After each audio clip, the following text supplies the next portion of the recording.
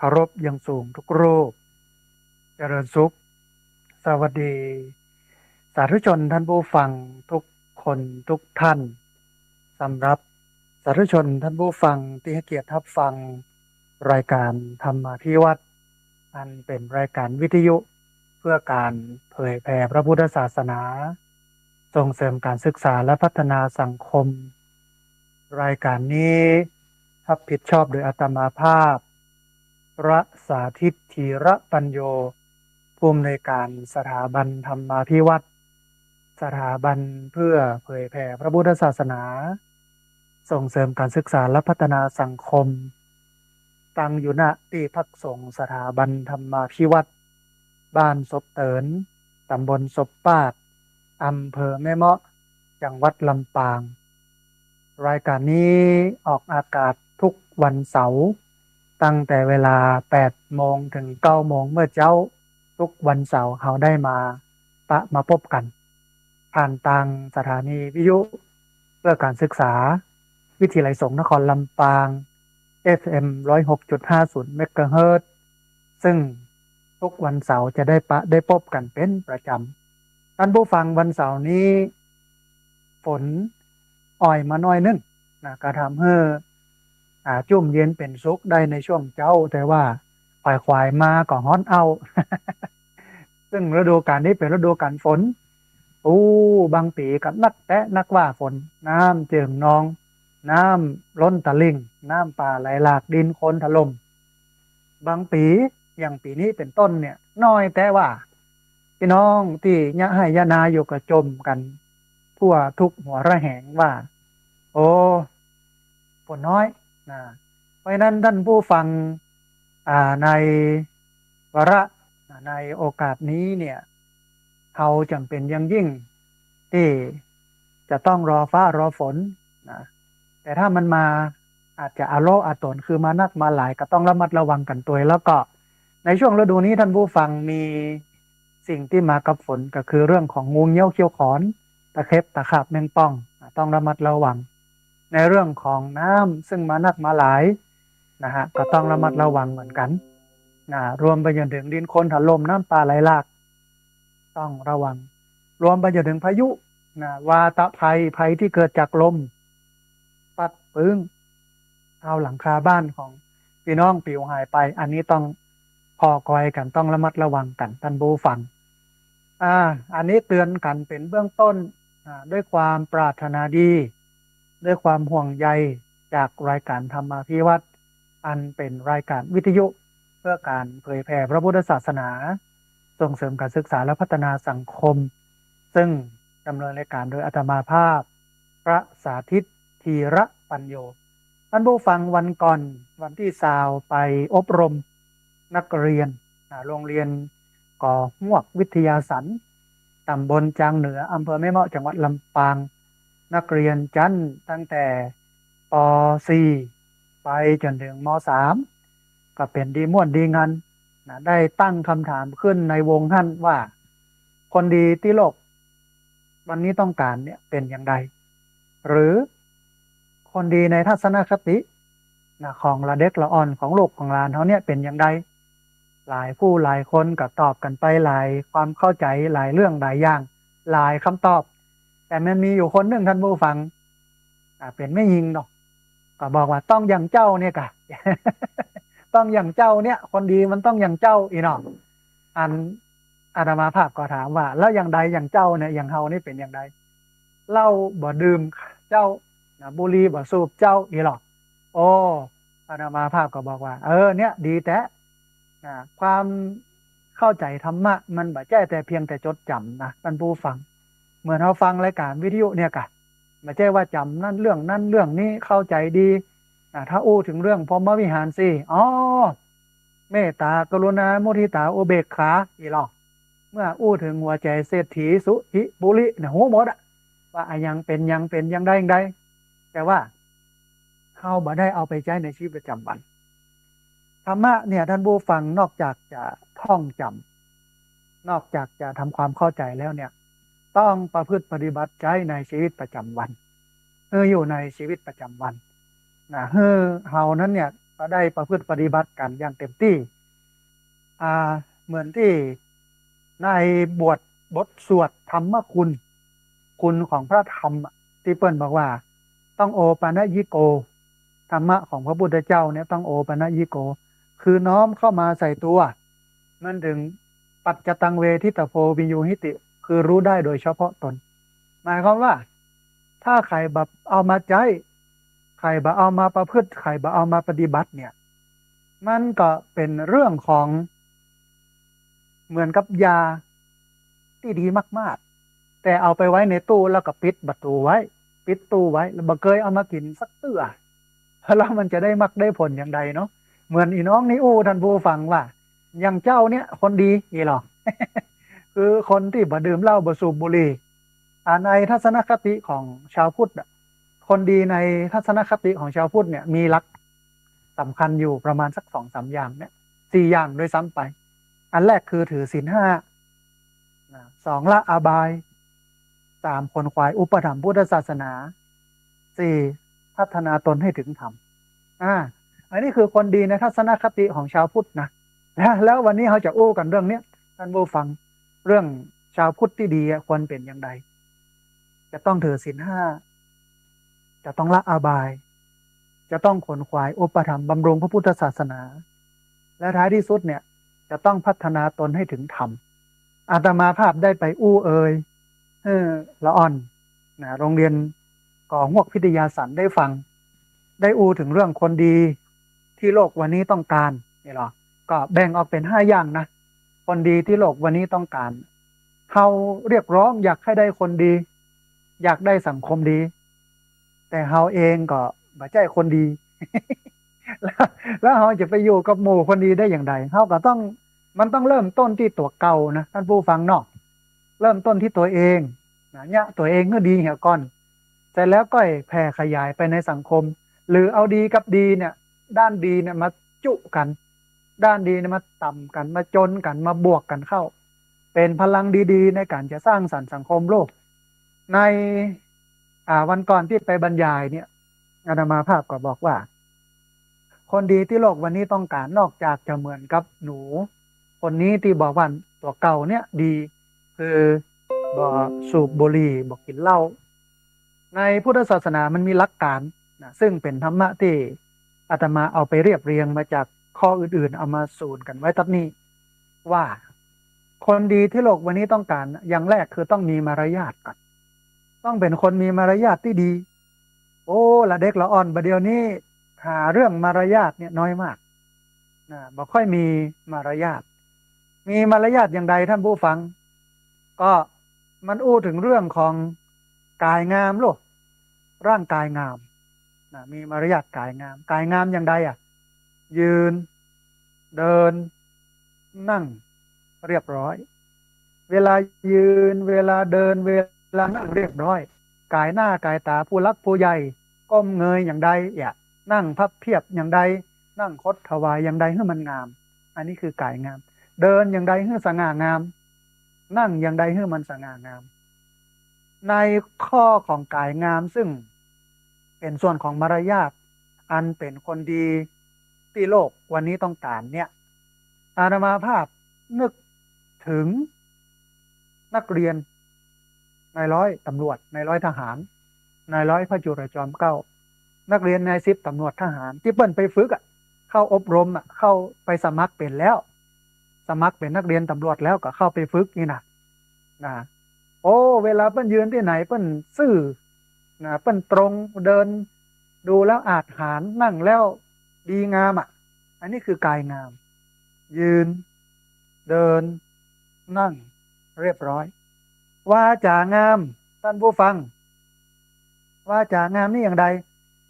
อู้ดีไม่ใช่ว่าเหมือนกับที่เฮาอู้กันนะว่าอู้ดีนะไม่ใช่อู้ดีลักษณะนั้นนะคือมีห่างเสียง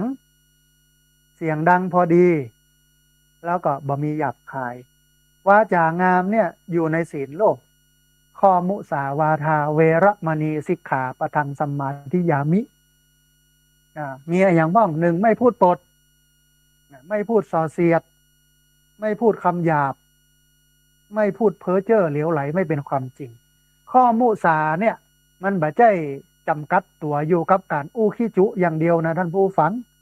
มันยาวไปถึงอู้ส่อเสียดเลยนะอู้คำหยาบตัวอู้เพ้อเจ้อเหลวไหลบ่เป็นความจริงตัวแต่ถ้า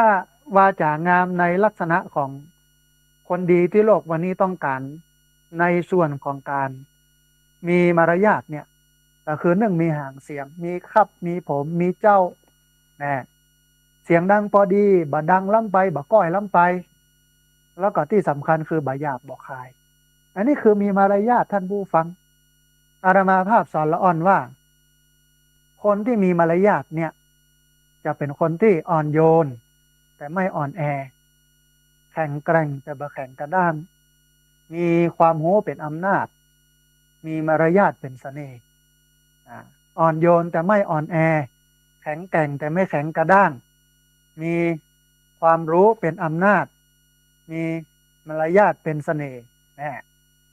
อันสังเกตพอท่านผู้ฟังไอ้อย่างที่มันอ่อนเนี่ยมันจะขึ้นสู่ที่สูงครูบาอาจารย์สมัยตะก่อนถ้าจะสอนกันเรื่องนี้เปิ้นก็ยกตัวอย่างขี้ผึ้งกับก้อนหินขี้ผึ้งมันอ่อนลงดูถ้ามันจะเอาไปใจอย่างแต่เอาไปใจไอ้อย่างนักหรือเอาไปใจกับเรื่องต่างๆได้น้อยมากแต่ว่าอันหนึ่งที่คนเอาไปใจก็คือไปปิดตาพระเจ้าปิดตาพระพุทธรูปตอนทำพิธีปลุกเสกเวลาปลุกเสกอย่างเสร็จปุ๊บก็ไขตาพระเจ้าเปิดเอาขี้ผึ้งออกอันนี้คือของอ่อนนะขึ้นสู่ที่สูงอยู่ตาพระเจ้าพวกในพิธีปลุกเสกพระโดไม่ใช่ธรรมดาหรือเอาไว้จุดเอาไปแต่งเตียนเอาไว้จุดธูปเทียนบูชาพระรัตนตรัยอันนี้คือขี้ผึ้งคือของอ่อนแถมบปอต้นไม้ใบหญ้าที่มันเป็นยอดสูงสุดของเก้าไม้เนี่ยมันจะอ่อนมันจะอ่อนสูงสุดที่มันอยู่บนยอดเก้าไม้นี่นะมันจะอ่อนมันจะบะแข็งมันจะบักกระด้างเหมือนกับคนบะเก่าที่เปิ้นบอกว่ารับลูกเจ้ากินพักตั้งปลายรับลูกควายกินพักตั้งเก้านี่หรอคนตื่นเจ้าก็ไปเด็ดเอายอดมายอดที่มันอ่อนๆมาแกงมากับน้ำพริกมันนึ่งมาลวกมาต้มแต่คนตื่นขวายเปิ้นเอาที่อ่อนๆไปเหี่ยมดเหี่เสี่ยงแล้วก็เลยเด็ดเอาที่มันแข็งๆมาเหี่ยอย่านี่คือความเป็นคนอ่อนโยนหรอกขี้ผึ้งแต่ก้อนหินมันแข็งมันกระด้างเปิ้นก็เอาไประเบิดเปิ้นก็เอาไปบดเอามาเนี่ยอย่างท่านผู้ฟังก็เอามาเป็นผสมปูนเทพื้นให้เฮาย่ำ เอามาผสมปูนเทพื้นให้เฮาย่ำเอามาอุ้ยกับพื้นให้เป็นลานหินให้มันสะอาดสะอ้านอย่างที่พักสงฆ์สถาบันนามาพิวัตรเนี่ยสะอาดสะอ้านเพราะว่าเอาหินเขาอุ้ยบ่ให้มีชิปเปอร์บ่ให้มีหญ้าเนี่ยนี่คือของแข็งและของอ่อนจำไว้ว่าอาตมาภาพก็บอกกันนะว่าจำไว้ว่าของแข็งเนี่ยจะขึ้นสู่ที่สูงบ่ได้เป็นแต่เพียงเก้ามันเท่านั้นแต่ของอ่อนเนี่ยจะขึ้นสู่ที่สูงได้ถ้าเฮาอ่อนโยนแต่ไม่อ่อนแอแข็งแกร่งแต่ไม่แข็งกระด้างมีความหูเป็นอำนาจมีมารยาทเป็นเสน่ห์เนี่ยเจ้านายก็จะดึงลูกน้องก็จะดันคนเสมอกันก็จะประคับประคองเพื่อเฮาเจริญก้าวหน้าแต่ถ้าบ่อ่อนโยนแล้วก็บ่อ่อนแอแล้วบ่อ่อนโยนแต่อ่อนแอแข็งบ่แข็งแกร่งแต่แข็งกระด้างนี่นะเจ้านายก็จะยุลูกน้องก็จะสวายคนเสมอกันเนี่ยก็จะดันเฮาให้มันล้มไปทางหน้าหรอกล้มไปทางหลังล้มไปทางข้างเพราะฉะนั้นคนดีที่โลกวันนี้ต้องการจะต้องเป็นคนที่มีมารยาทฝากเด็กละอ่อนลูกหลานซึ่งวันนี้เป็นวันเสาร์อาจจะฟังกันอยู่เนาะ หรือพ่อแม่ก็ตามปู่ย่าตายายก็ตามที่ฟังอยู่เนี่ยเอาไปสอนลูกสอนหลานให้เป็นคนที่มีมารยาทอันนี้ข้อแรกอันที่สองนอกจากมีมารยาทแล้วจะต้องเป็นคนที่ฉลาดรอบรู้เพราะคนดีที่โลกวันนี้ต้องการเนี่ยมันต้องเป็นคนหนึ่งมีมารยาทสองฉลาดรอบรู้สามกตัญญูสี่มีน้ำใจ ห้าเข้าใกล้ศีลธรรมห้าอย่างนี้วันนี้เขาต้องการคนแบบนี้ในโลกมันมีนักเป็นคนที่มีมารยาทเป็นคนที่ฉลาดรอบรู้เป็นคนที่กตัญญูเป็นคนที่มีน้ำใจเป็นคนที่เข้าใกล้ศีลธรรมนะเขาต้องการคนแบบนี้ตะกี้ได้อู้ถึงเรื่องมีมารยาทแล้วว่าจะต้องทำตัวอ่อนโยนแต่บ่อ่อนแอเนอร์แข็งแกร่งแต่บ่แข็งกระด้างมีความโห้เป็นอำนาจมีมารยาทเป็นเสน่ห์ทีนี้เอามาพอกันอันที่สองคือฉลาดรอบรู้คนดีที่โลกวันนี้ต้องการต้องเป็นคนฉลาดรอบรู้จะเป็นคนลวกคนแหลม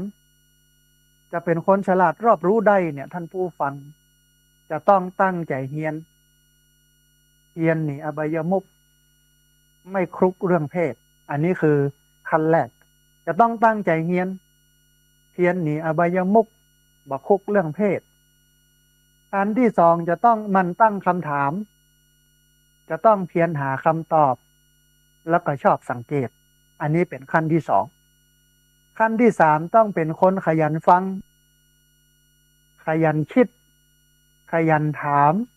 ขยันเขียนนะข้อนี้คุ้นๆนะท่านผู้ฟังเนาะต้องขยันฟัง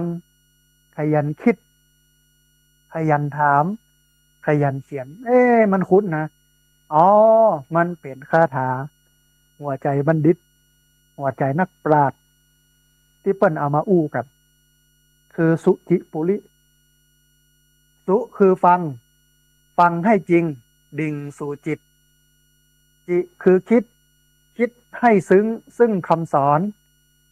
ปุคือถามทวนถามให้แน่นอนลิคือเขียนเตือนไว้ก่อนเผื่อกันลืมนั่นพระเจ้าตรัสไว้ชัดเจนว่าสุจิปุริวินิมุตโตกะถังโสปันติโตพระเวบุคคลที่ว่างเว้นจากการฟังจากการคิดการทำการเขียนจะเป็นบัณฑิตนักปราชญ์เป็นคนฉลาดรอบรู้บ่ได้เพราะฉะนั้นคนที่ฉลาดรอบรู้ต้องขยันฟังแล้วเอามากึดแล้วบ่เข้าใจต้องถามแล้วก็เขียนบันทึกไว้ฟังคิดถามเขียนขยันฟังขยันคิดขยันถามขยันเขียนนะอันนี้คือฉลาดรอบรู้คนจะลวกได้จะต้องมันตั้งคำถามใครทำอะไรที่ไหนเมื่อไรอย่างไรต้องมันตั้งคำถามทุกเหตุการณ์แล้วเสาะหาคำตอบว่าไผ่มันเนี่ยไอหยังปะแก้วปลูกต้มปลูกนาที่ไหนลายดอยเมื่อใดพศนั้นพศนี้อย่างใดเนี่ยอย่างใดเอารถไถกาไถใหญ่ไถน้อยนี่คือเพียรหาคำตอบชอบสังเกตอันนี้เป็นข้อหนึ่งที่จะทำเมื่อคนนั้นเป็นคนลวกคนแหลมการสังเกตเนี่ยเป็นคุณสมบัติเบื้องต้นของคนที่จะเป็นคนฉลาดรอบรู้ท่านผู้ฟังชอบสังเกตในวันที่ไปอบรมละอ่อนก็เล่าให้ฟังว่ามีคนหนึ่งธุรกิจล้มเป็นหนี้เกือบ100 ล้านไปนั่งอยู่หน้าหลวงพ่อพระพุทธชินราชที่จังหวัดพิษณุโลก นั่งเติกเต่าอยู่หั่นแกก็สังเกตเห็นลุงคนหนึ่งขี่ซาเล้งเข้ามาในวัดเสร็จแล้วก็ไปสั่งโอเลี้ยงสั่งกาแฟมาดูดกินสุมาเตอท่านผู้ฟังเอาตีนขึ้นกายขึ้นปากบนแฮนด์รถสั่นตีนสั่นแข้งกระดิกกระดิกกระดิกกระดิกพอเสื้อผ้าก็เป็นเสื้อหม้อห้อมปุดเพเตียวก็ปุดหมวกก็วากแต่เนี่ยอย่างเปิ้นมีความสุขฮะอีหรอกคนนี้ก็เลยลองไปถามดูว่าลุงเนี่ยอย่างมีความสุขลุงคนเก็บขี้เหอะนั่นก็บอกว่าก็ผมรวยผมรวยผมก็เลยมีความสุขอะกะนี่เนาะลุงได้วันเท่าใดเก็บขี้เหอะเนี่ย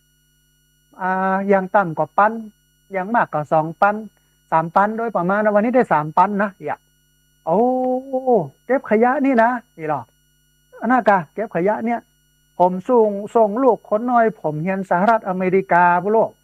ลูกคนโตอยู่รัสเซียอยู่แคลิฟอร์เนียว่าไปอ้ายคนเนี้ย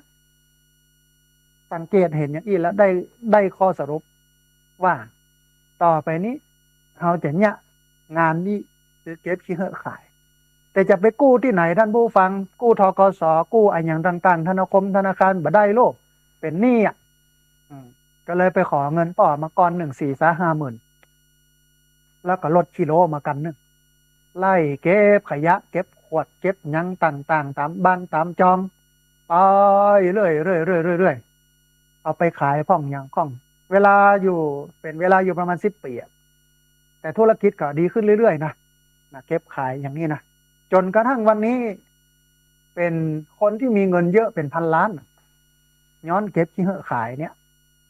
ย้อนเขากินแล้วเขากว้างเนี่ยแล้วเปินไปเก็บขายเนี่ย คุณสมไทยวงศ์เจริญ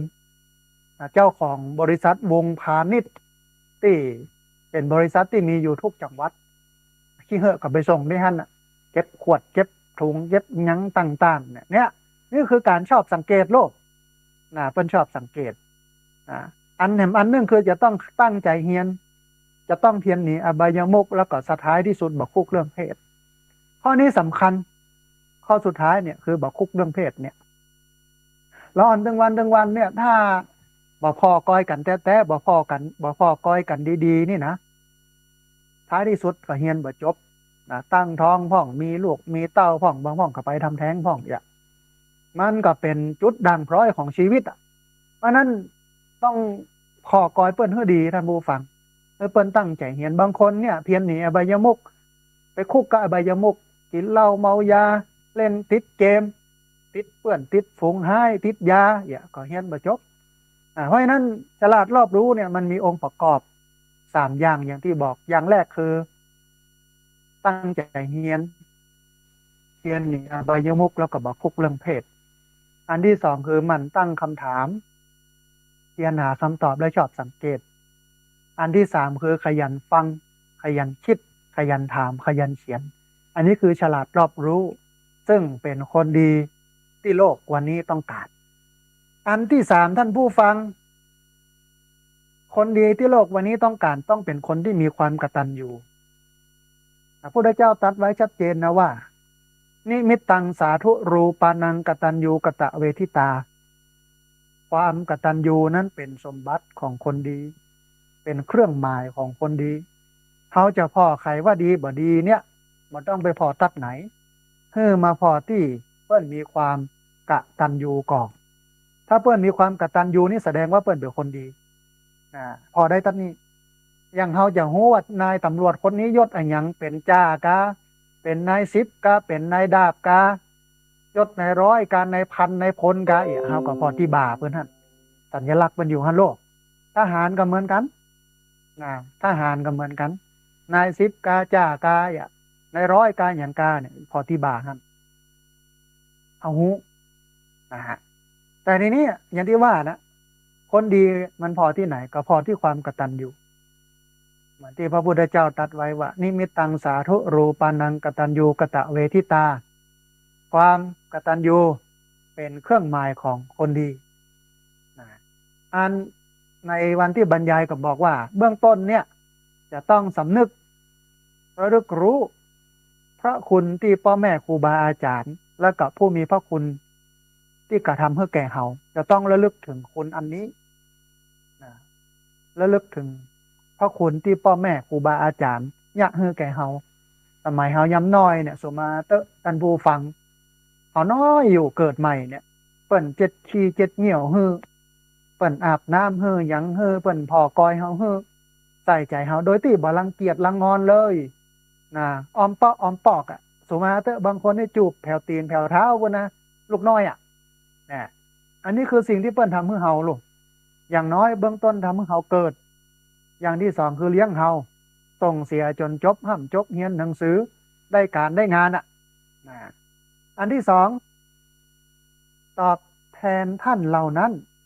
โดยการทำหน้าที่ของตัวเองให้สมบูรณ์ข้อนี้เป็นสิ่งสำคัญหลายคนบ่ได้สนใจกับปัจจุบันแต่ไปให้ความสำคัญกับอนาคตก็กอยในใจว่าเดี๋ยวรอเฮาเรียนจบก่อนเขาก็ตอบแทนบุญคุณก็ส่งตังค์ให้เปิ้นก็เลี้ยงดูเปิ้นท่านผู้ฟังมันบ่แน่นะเขาอาจจะตายก่อนเปิ้นก็ได้บ่ได้เลี้ยงดูเปิ้นสักค มาได้ตอบแทนเปิ้นสักกับหรือเปิ้นอาจจะตายก่อนที่เขาจะสำเร็จการศึกษาประสบความสำเร็จก็ได้ก็มาได้ตอบแทนเปิ้นสักกับอันนี้มันก็อยู่ที่ว่าวันเนี้ยการกตัญญูต่อบุคคลที่เป็นผู้มีพระคุณที่เนี่ยแก่เฮาดูแลเฮามาเนี่ยจะต้องทำณปัจจุบันนี้โดยการทำหน้าที่ของตนเองให้สมบูรณ์เขาต้องพอหน้าที่อยู่โรงเรียนเขาเป็นนักเรียนโลกเขาก็ตั้งใจเรียนไปกันอยู่บ้านนอกจากเขาเป็นนักเรียนแล้วเขาก็เป็นลูกก็ทำหน้าที่ลูกปัดกวาดเช็ดถูล้างถ้วยล้างจานเอาน้ำเย็นใส่ไว้ในตู้เย็นเวลาพ่อแม่มาก็เปิดให้กินถามว่าอิดก่อนเหนื่อยก่อนนวดบีบเป็นเฮือช่วยเปิ้นเนี่ยการทำกับข้าวกับปลาอย่างมาใจว่ามาอยู่บ้านเลยออกไปแอวเล่นเกมขึ้นล่องกินเหล้าเมายาอย่างเมื่อใดจะได้แสดงความกตัญญูสักเตื้อรอวันแม่ก่อนปีหนึ่งกตัญญูวันเดียวงานแต่งหน้าแดงปะลึงให้น้ำตาย้อยที่เหลืออากตัญญูหมดเลย มันเจ๊ตี้โลกมันก็ต้องกตัญญูทุกวันโดยการทำหน้าที่ของตัวเองให้สมบูรณ์อันนี้คือข้อที่3ข้อที่4พูดถึงเรื่องมีน้ำใจมันเป็นสิ่งที่คนณปัจจุบันวันนี้ขาดแคลนเรื่องมีน้ำใจการมีน้ำใจนี่แสดงออกโดยการเอื้อเฟื้อเผื่อแผ่แบ่งปันช่วยเหลือจริงใจรักใคร่เอ็นดูเพื่อแผ่แบ่งปันช่วยเหลือจริงใจรักใคร่เอ็นดูต่อทุกชีวิตต่อทุกสรรพสิ่งมีน้ำใจเอื้อเฟื้อไปแบ่งปันไปช่วยเหลือไปจริงใจรักใคร่เอ็นดูหลายคนก็บอกว่าที่หายากที่สุดแล้วปอกันกับสตังค์นี่ก็คือคนจริงใจ ถึงวันนี้หายากกัน2อย่างเนี้ยสตังค์กับคนจริงใจนะหายากสุดสตังค์อาจจะหาได้ง่ายแต่คนจริงใจนะมันหาได้ยากเพราะฉะนั้นเราจำเป็นจะต้องเป็นคนดีที่โลกวันนี้ต้องการต้องมีน้ำใจเอื้อเฟื้อเผื่อแผ่แบ่งปันเกื้อกูลช่วยเหลือกันโดยเฉพาะกับคนใกล้ชิด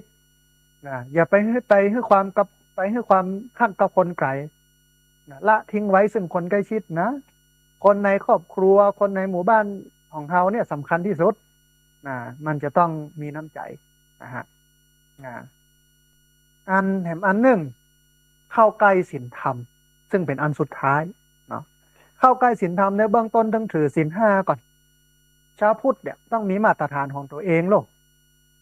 เขาพอว่าเป็นพุทธใครเป็นพุทธบ่เป็นพุทธเนี่ยมาพอที่นี่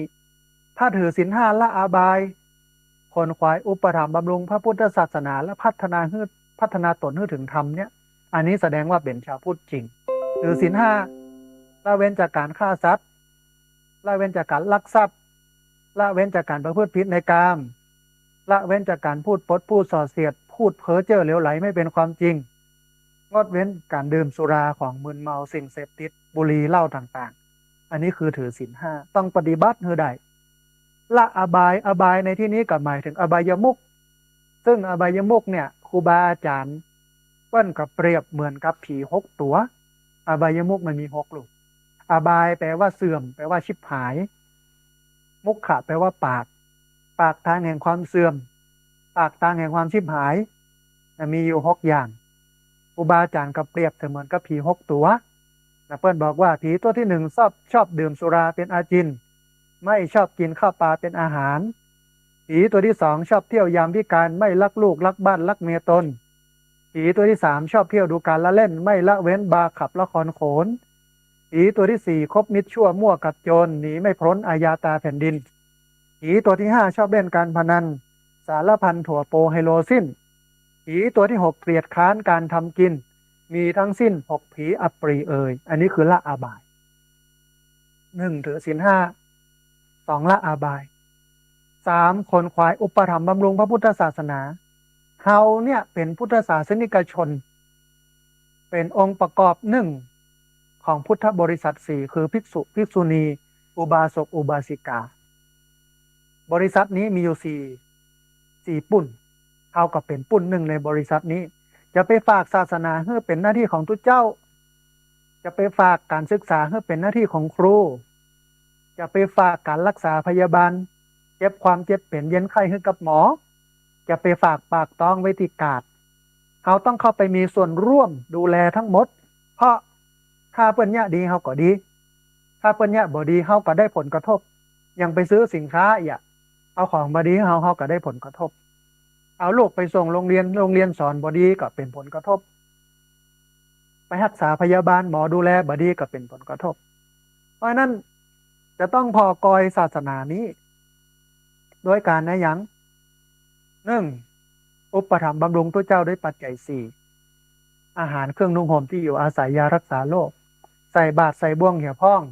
ไปวัดไปวาเหี่ยวพ่องทำบุญสุนทานเหี่ยวพ่องอันนี้ใกล้เข้ามาละ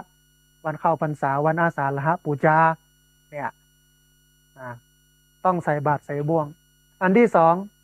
เกื้อกูลสนับสนุนให้ตัวเจ้าพระสงฆ์องค์เนนได้ศึกษาได้ปฏิบัติธรรมเพื่อเปิ้นได้ปฏิบัติธรรมเพื่อเปิ้นได้ศึกษาธรรมบ่ใช่ว่ามัวแต่นิมนต์เปิ้นไปคิดนิมนต์ไปสวดที่บ้านที่จองอย่างเดียวเป็นพิธีมันได้อย่างสักอย่างตึงคนสวดตึงคนเนี่ยตึงคนรับธรรมตึงคนที่ฮือธรรมมาได้อย่างสักอย่างเพราะนั้นต้องเกื้อกูลสนับสนุนให้เปิ้นได้ศึกษาธรรมอันที่สามต้องเพื่อเปิ้นได้เผยแพร่ธรรมเมื่อเปิ้นเรียนรู้แล้วเปิ้นเข้าใจแล้วเมื่อเปิ้นเทศน์เปิ้นบรรยายเปิ้นบอกอันนี้คือหน้าที่ของชาวพุทธคือการขวนขวายอุปถัมภ์บำรุงพุทธศาสนานะฮะอันสุดท้ายก็คือพัฒนาตนให้ถึงธรรมธรรมของพุทธศาสนาที่เป็นปรมัตถธรรมเป็นโลกุตตรธรรมที่เป็นธรรมที่หลุดพ้นจากโลกก็คือนิพพานการจะถึงนิพพานได้ต้องเห็นไตรลักษณ์คือเห็นการเกิดขึ้นเห็นการตั้งอยู่เห็นการดับไปเห็นความเป็นอนิจจังความบ่มั่นบ่เที่ยงตุกขังความทนอยู่ในสภาพเดิมได้ยากอนัตตาบ่ใช่ตัวบ่ใช่ตนบ่สามารถที่จะบังคับบัญชาได้ต้องเห็นอันนี้เมื่อเห็นอันนี้แล้วก็จะนำไปสู่การปล่อยวางเมื่อปล่อยวางก็จะหลุดพ้นจากความทุกข์อันนี้คือการเข้าถึงธรรมนะคนดีที่โลกต้องการอย่างที่ห้าคือเข้าใกล้ศีลธรรมก็คือถือศีลห้าละอบายคนขวายอุปถัมภ์บำรุงพระพุทธศาสนาแล้วก็พัฒนาตนให้ถึงธรรมถ้าเราทำอย่างอี้ได้เนี่ยเขาก็จะเป็นคนดีที่โลกที่สังคมวันนี้ต้องการซึ่งวันเนี้ยคนดีอย่างเอี้ยมันหาได้ยากเขาก็มุ่งหวังเพื่อคนอื่นนะเปิ้นเป็นคนดีเปิ้นอย่างอันอย่างอี้อย่าแต่เขาเองต้องเริ่มจากเขาเองด้วยต้องโอปัญญิโกต้นน้อมเข้ามาใส่ตัวคนดีที่โลกวันนี้ต้องการมีอย่างพ่องสรุปตัดนี้เดี๋ยวจะได้เปิดสายให้ท่านผู้ฟังที่ฟังอยู่ทางบ้านได้โทรเข้ามาร่วมเอ่ยกันได้โทรเข้ามาร่วมแสดงความคิดความเห็นกันหนึ่งมีมารยาทสองฉลาดรอบรู้สามกตัญญูสี่มีน้ำใจห้าเข้าใกล้ศีลธรรมโดยเฉพาะข้อเข้าใกล้ศีลธรรมเนี่ยก็คือหนึ่งถือศีลห้าสองละอบายสามคนขวายอุปถัมภ์บำรุงพระพุทธศาสนาสี่พัฒนาตนให้ถึงธรรมคือเข้าถึงนิพพานอันเป็นเป้าหมายสูงสุดของพระพุทธศาสนาเอาละท่านผู้ฟังขณะนี้ได้เวลาแล้วที่จะเปิดสายให้ท่านผู้ฟังที่ฟังอยู่ทางบ้านได้โทรเข้ามาร่วมเอ่ยกันได้โทรเข้ามาร่วมแสดงความคิดความเห็นกันเรียนเชิญเจริญพรท่านผู้ฟังที่เบอร์064 125 4122เบอร์064 125 4122เรียนเชิญเจริญพรแล้วก็ในวันนี้ในตอนบ่ายโมงป้อนานอนันต์กับแม่บัวเย็นบ้านสีหมดเก้าจะในเวียงจะมาตานเตียนเข้าพรรษาเป็นคณะที่สองเตียนเข้าพรรษาเล่มแรกได้รับการถวายจากหลวงพ่อวัดประตูต้นพึ่งหลวงพ่อนรงค์ประภากโรหลวงพ่อเปิ้นมีเมตตานิมนต์อาตมาภาพไปเทศน์ที่วัดประตูต้นพึ่งแต่แล้วก็ศิษยานุศิษย์ของเปิ้นถวายเตียนเข้าพรรษาเล่มแรกของที่พักสงฆ์สถาบันธรรมาภิวัตรแล้วก็แห่งบึษพ่อนานอนันต์กับแม่บัวเย็นบ้านสีหมดเก้าเปิ้นก็จะเอาคณะมาตานเตียนเข้าพรรษาแห่งบึษหนึ่งตอนบ่ายอันนี้ต้องอนุโมทนาเอาเนอท่านผู้ฟังเนอเรียนเชิญเจริญพรได้โทรเข้ามาร่วมเอ่ยกันโทรเข้ามา ร่วมแสดงครับก็ความเห็นกันที่เบอร์0641254122เบอร์0641254122เรียนเชิญเจริญพรได้โทรเข้ามาร่วมบูร่วมเอ่ยกันได้โทรเข้ามาร่วมแสดงครับก็ความเห็นกันวันนี้มาเล่าถึงบรรยากาศการไปอบรมนักเรียนนะเรื่องคนดีที่โลกต้องการให้ท่านผู้ฟังทั้งหลายได้ฟังพอดีมีสายเข้ามาสายหนึ่งลุดไปโทรเข้ามาไหมเนอะโยมเนอะที่เบอร์0641254122เบอร์0641254122โทรเข้ามาเช็คสัญญาณว่าชัดบ่ชัดอย่างไร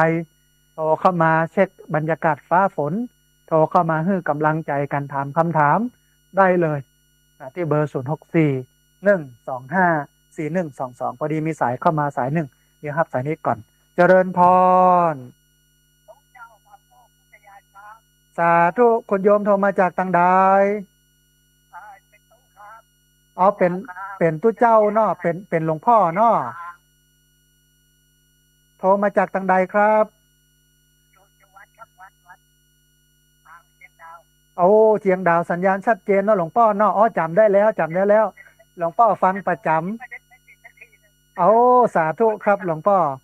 กับขอบพระคุณหลวงพ่อครับสาธุครับกับขอบพระคุณหลวงพ่ออย่างมากเลยครับ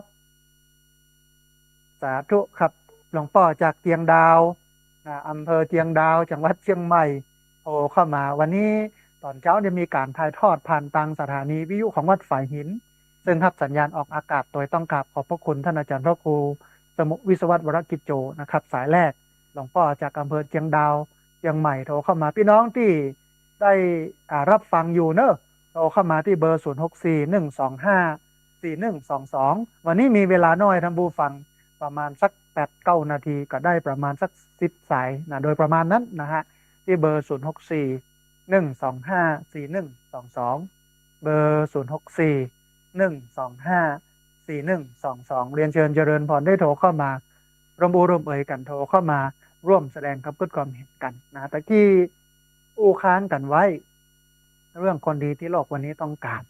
เขาต้องการคนที่มีมารยาทเขาต้องการคนที่ฉลาดรอบรู้เขาต้องการคนที่มีความกตัญญูเขาต้องการคนที่มีน้ำใจแล้วก็เข้าใกล้ศีลธรรมต้องสร้างขึ้นจากตัวเขาพอดีมีสายเข้ามาสายหนึ่งเดี๋ยวครับสายนี้ก่อนเปิ้ลจะว่าจะได้พ่องเจริญพรสาธุโยมแม่โทรมาจากตังใด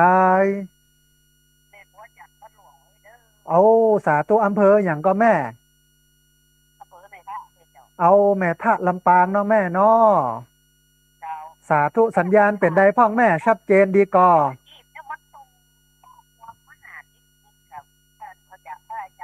อย่างก็โยมแม่ข้อความทางโทรศัพท์กะ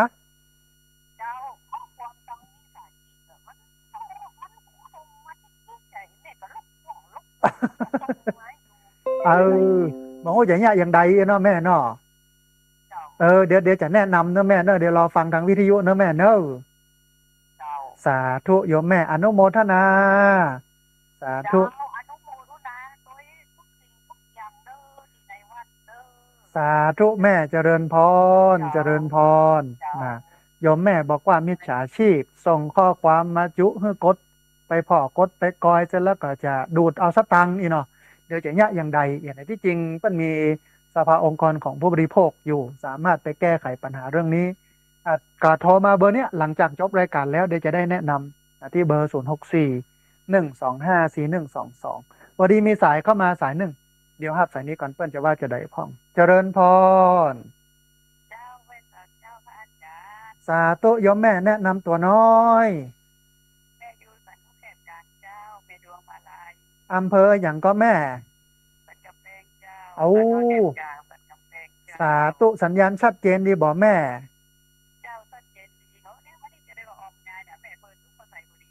ทุกวันเสาร์นี่จะออก8 โมงถึง9 โมงแม่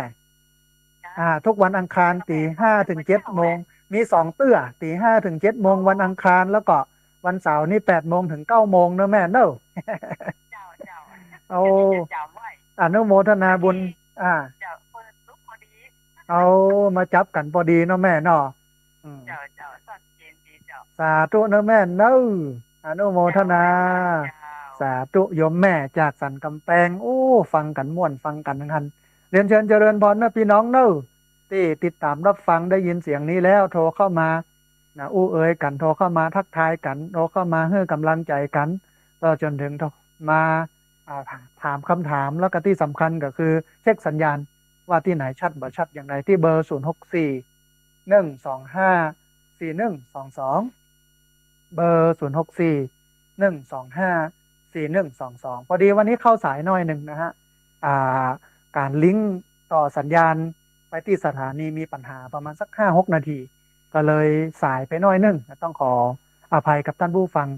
แล้วก็ที่สำคัญคือหลังจากจบรายการแล้วมีคำถามอย่างใดที่ไหนก็โทรเข้ามาได้เลยที่เบอร์นี้เบอร์064 125 4122เบอร์064 125 4122นะฮะท่านผู้ฟังที่จริงตั้งใจว่าจะอู้เรื่องเตียนพรรษาแต่ก็บ่เป็นยังเอาไว้วันหลังก็อู้เอ่ยเรื่องนี้นะแต่ว่าวันนี้มาเฮียนรู้เรื่องของคนดีที่โลกวันนี้ต้องการเหี่ยก่อนว่าโลกวันนี้ต้องการคนดีอย่างอี้ก็คือคนดีที่เป็นคนที่มีมารยาทฉลาดรอบรู้กตัญญูมีน้ำใจเข้าใกล้ศีลธรรมเขาต้องสร้างให้มันเกิดในตัวเขาขยายให้มันเกิดขึ้นในสังคมนะครับพอดีมีสายเข้ามาสายหนึ่งเดี๋ยวครับสายนี้ก่อนเปิ้ลจะว่าจะได้พองเจริญพรสาธุนะโยมป้อครับผมหลวงพ่อครับนิมนต์เลยครับอ๋อสาธุกับขอบพระคุณหลวงพ่อเป็นอย่างยิ่งครับโอ้สาธุครับครับครับผมเวลา1 ชั่วโมงนิดเดียวหลวงพ่อครับครับกับขอบพระคุณกับขอบพระคุณหลวงพ่อที่ติดตามรับฟังประจำครับผมหลวงพ่อที่เชียงดาวนะฮะโทรเข้ามาให้กำลังใจบอกว่า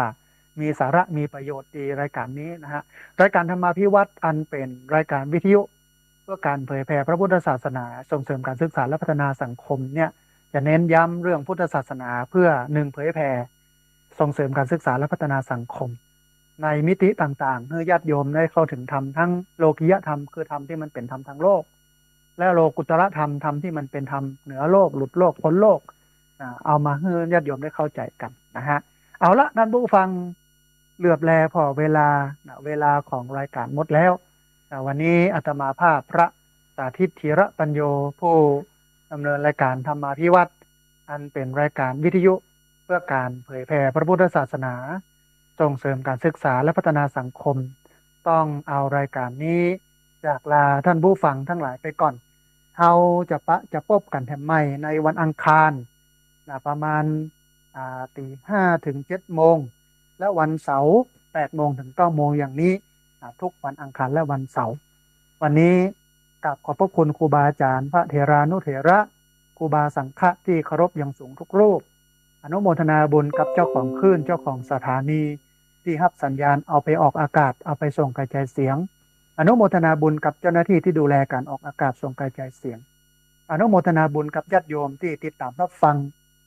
แล้วก็ทุกคนทุกท่านที่โทรเข้ามา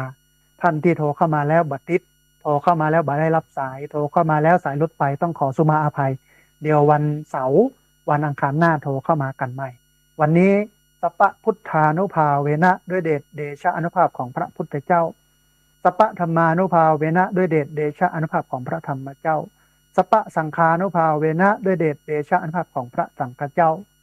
สัทธาสุธีพระวันตุเตขอความสุขความเจริญในธรรม